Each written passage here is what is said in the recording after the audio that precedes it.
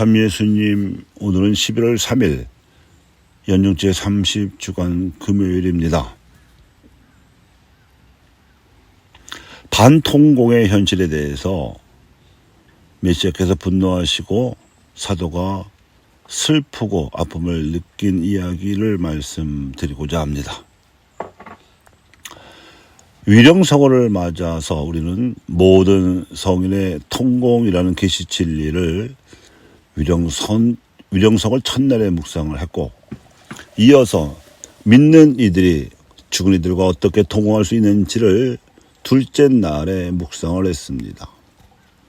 그리하여 통공의 진리가 신앙 계시 안에서 차지하는 중요한 의미와 위치를 확인하면서 통공의 상대는 모두 하나님과 수직적으로 통공하는 존재들인 성인들인데, 첫째는 성모 마리아와 세례자 요한을 비롯한 성인 성녀들이시요, 둘째는 교회로부터 10억 시성령이 되셨으나 신자들의 세례명으로 호출되지 못한 수많은 성인 성녀들이며, 셋째는 비록 공식 교회로부터 10억 시성이 되지는 못했어도 무명 치명자들과 입술 배교자들을 비롯하여 의롭고 거룩하게 살다 가신 더 많은 성도들이고, 넷째는 설사 현세에서 흠 있고 허물 많은 생을 마치긴 했으나 세례를 받고 그 지향대로 열심히 살다 가신 선배 신앙인들입니다.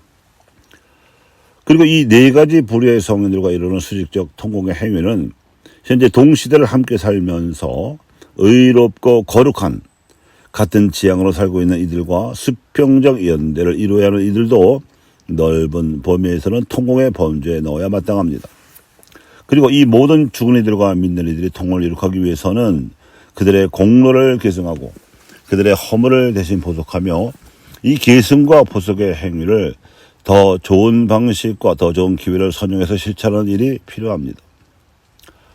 그런데 위령성월 셋째 날은 오늘의 독서와 복음 말씀은 어이없게도 예수님과는 피를 나눈 혈족이자 대대로 하나님을 믿어온 신앙인들인 유다인들이자 더군다나 하나님의 율법을 누구보다도 잘 안다고 자부해온 바리새인들 사이에서 이루어지지 못하는, 통공이 이루어지지 못하는 반통공의 현실을 목격하신 예수님께서 분노를 느끼셔야 했던 이야기와 함께 사도 바울의 마음 안에 자리 잡고 있는 커다란 슬픔과 끊임없는 아픔에 대한 이야기입니다. 죽은 이들과도 통공을 해야 하는 터에 산 이들과 도리어 통공을 이루지 못하는 반통공의 비극적인 현실이라 할 것입니다.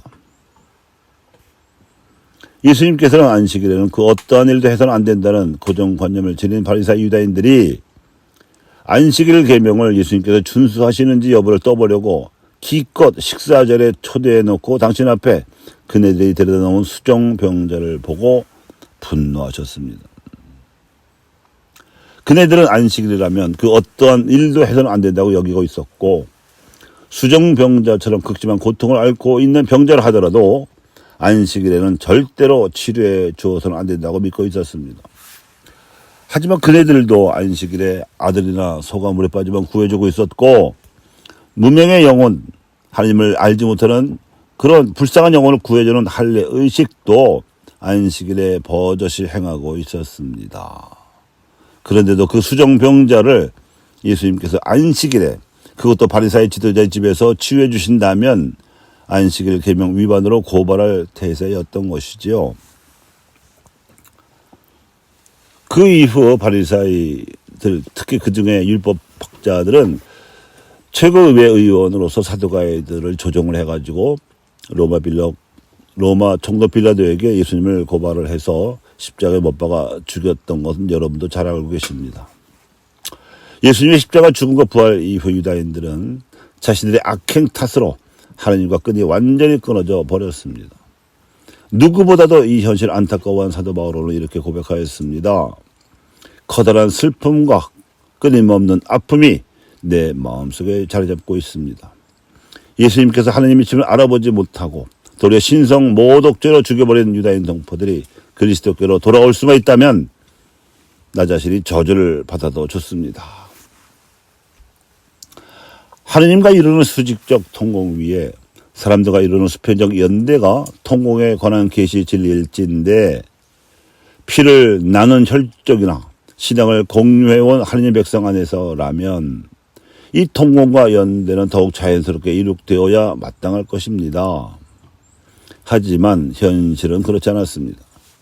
혈적인 유다인들이 예수님을 알아보지 못했고 율법의 전문가인 바리사이들이 예수님을 죽이려 들었던 데다가 또 실제로 사두가이들을 조종하고 로마 총독을 사주하여 죽여버렸습니다. 혈련은 물론 신앙의 인연조차도 통공의 진리에 역행하고 만 것입니다. 교회 여러분, 우리 민족과 우리 교회에서 발견되는 통공의 현실은 어떻습니까? 또 우리 가족과 우리 교우들 사이의 통공은 만족스러우십니까? 우리 자신들은 하느님과 수직적인 통공을 원만하게 이루고 있습니까? 하느님과 수직적으로 통공을 이루기 위해 해야 하는 것이 기도입니다. 그런데 개인적으로나 가정에서 기도 생활이 일상적으로 이루어지지 못한다면 수직적 통공은 처음부터 가로막혀 있다고 봐야 합니다. 수직적 통공이 막혀 있으면 수평적 연대는 어렵습니다. 아무리 피를 나눈 가족이나 같은 신앙을 공유하는 교우라 하더라도 그러합니다.